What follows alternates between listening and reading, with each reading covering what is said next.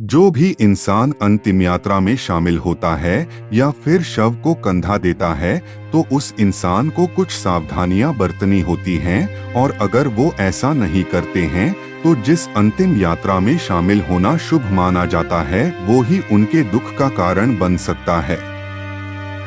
आज हम आपको बताएंगे कि आपको अंतिम यात्रा के दौरान क्या क्या सावधानियां बरतनी चाहिए।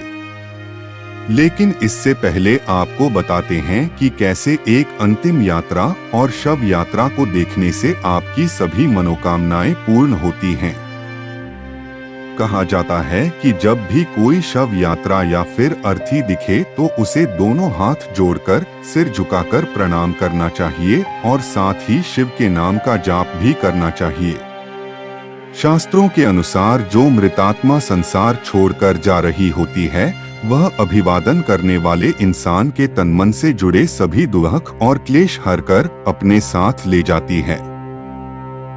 अब आपको बताते हैं कि एक अंतिम यात्रा में शामिल होने वाले इंसान और अर्थी को कंधा देने वाले इंसान को ऐसा करने के बाद क्या क्या सावधानियां बरतनी चाहिए।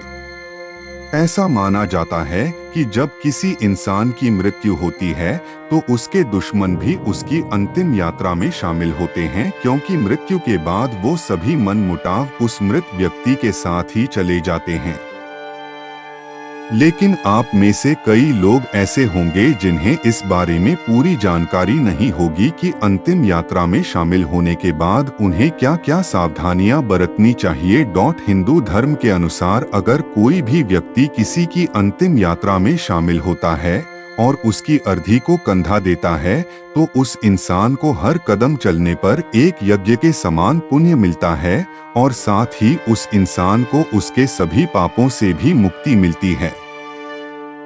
लेकिन ऐसा करते हुए आपको ये ध्यान में रखना होगा कि जब आप शव को लेकर श्मशान घाट में प्रवेश करेंगे तो वहां आपको किसी भी प्रकार का अनुचित व्यवहार या फिर किसी बात में हंसी मजाक नहीं करना चाहिए।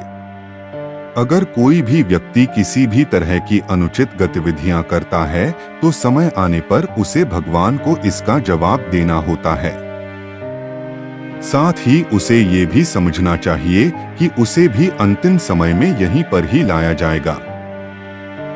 इसके बाद अंतिम संस्कार में शामिल हो रहे सभी को ये भी ध्यान में रखना चाहिए कि अंतिम संस्कार होने के बाद बिना मुड़े किसी नदी या फिर तालाब में कपड़े पहने हुए ही स्नान करना चाहिए और मृत व्यक्ति के नाम पर जल अर्पण करना चाहिए और ऐसा करते हुए बिना कुछ बोले घर की ओर चल देना चाहिए।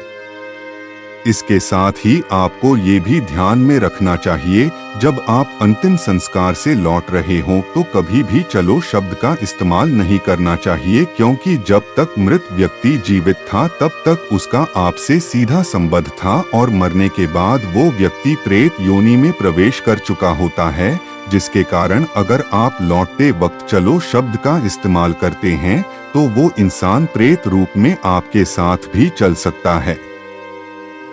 इसी वजह से श्मशान घाट से लौटते वक्त आपको चलो शब्द का इस्तेमाल नहीं करना चाहिए। वहीं शास्त्रों के अनुसार एक नियम यह भी है कि जो व्यक्ति ब्रह्मचर्य का पालन करते हैं वो व्यक्ति अपने माता पिता और गुरु के अलावा किसी भी अन्य व्यक्ति को कंधा नहीं दे सकते हैं और न ही किसी व्यक्ति की शव यात्रा में शामिल हो सकते हैं।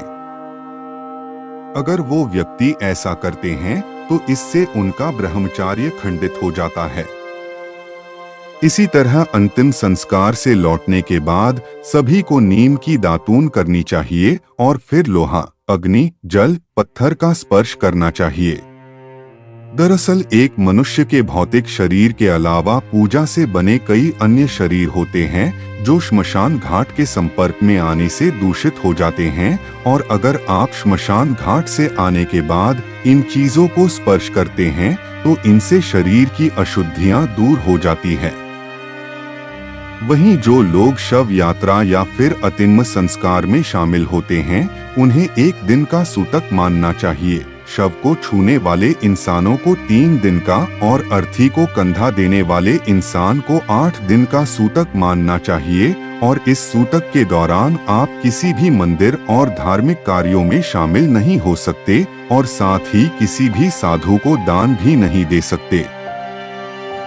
वहीं शास्त्रों में कहा गया है कि यदि हमारे घर के आसपास किसी व्यक्ति की मृत्यु हुई है तो हमें उस व्यक्ति की अंतिम यात्रा में भी जरूर जाना चाहिए और साथ ही जब तक उस इंसान की अर्थी न उठ जाए तब तक हमें कोई भी शुभ कार्य या फिर पूजा पाठ नहीं करना चाहिए।